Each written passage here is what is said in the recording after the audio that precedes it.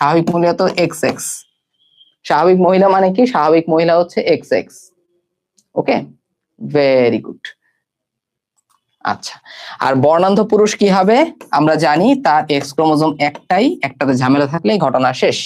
এবার তুমি ক্রস করাও সুন্দর করে। আমরা জানি যে একদিক থেকে আমাদের কাজ শুরু হবে, তাহলে এই দুটো আগে ফিল আপ করি। X C X, X C x.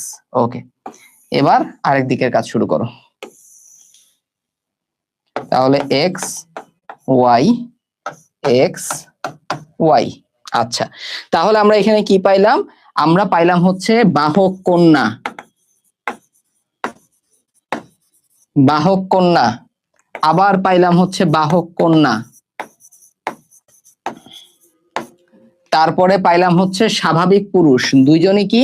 দুইজনই হচ্ছে স্বাভাবিক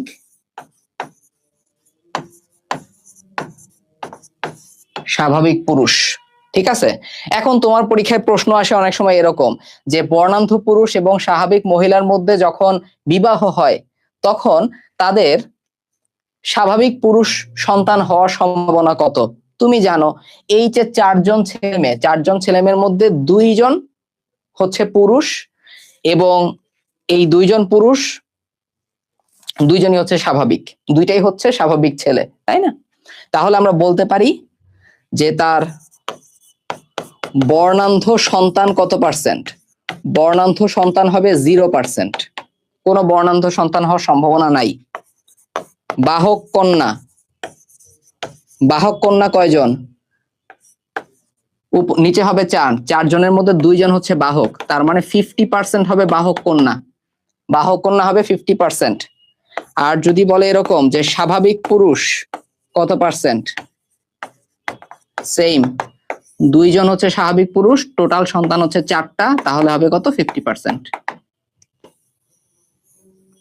বুঝতে পারছো? তাহলে একজন বর্ণান্ধ পুরুষ এবং একজন স্বাভাবিক কন্যার যদি বিয়ে হয় তাহলে তাদের বর্ণান্ধ সন্তান হওয়ার সম্ভাবনা 0%, তাদের বাহক কন্যা হওয়ার সম্ভাবনা 50%, এবং স্বাভাবিক পুরুষ সন্তান অথবা স্বাভাবিক ছেলে হওয়ার সম্ভাবনা 50%। বুঝতে পারলাম জিনিসটা? এখানে একটা ব্যাপার আছে। Okay fine. বাহক কন্যা হচ্ছে, আচ্ছা হ্যাঁ হ্যাঁ, যদি বাহক কয়জন তাহলে হবে 50%, আর যদি বলতো বাহক কন্যা কয়জন তখন হয়তো 100%। ঠিক বলছো। ওকে ঠিক আছে, বাহক কন্যা যদি আমি বলে দিই তখন হবে হচ্ছে আমার, বাহক কন্যা যদি আমি বলে দিই তখন হবে হচ্ছে আমার 100%। আচ্ছা, আর যদি বলে বাহক কয়জন হতে পারে তখন হয়তো 50%। ওকে ফাইন, এটা একটা লজিকে ঠিকই আছে।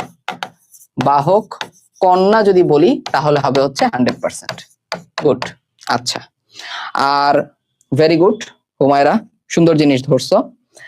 আর যদি বলা হচ্ছে স্বাভাবিক পুরুষ কতজন, একই ব্যাপার। যদি বলে স্বাভাবিক কয়জন হইতো তখন হয়তো 50%, আর যদি বলতো স্বাভাবিক পুরুষ, কারণ পুরুষ তো আর কেউ নাই, স্বাভাবিক পুরুষ কত পার্সেন্ট হইতো? সেটা 100% হইতো, কারণ পুরুষদের মধ্যে আর কোনো কারো সমস্যা নাই। আচ্ছা ঠিক আছে,